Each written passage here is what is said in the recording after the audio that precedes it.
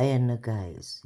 Ayan na guys, ang lalaki ng hiwa ko kasi ito ang gusto ko. Ayoko yung maliliit na hiwa. Ayan. Kita nyo guys, ayan, nahiwa-hiwa na siya. Okay, lilagyan natin ng lemon. Ayan.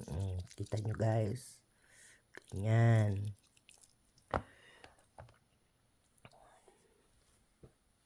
Ganyan. Yan, lagyan ko ng lemon. Ayan. Tapos lagyan natin ng luya. Ayan, luya. Ayan. Tapos sibuyas. Ayan, sibuyas. And na guys, hinalo-halo ko yung luya saka sibuyas. Ayan. Ganyan ko na lalaki ng hiwa. Ang gitong.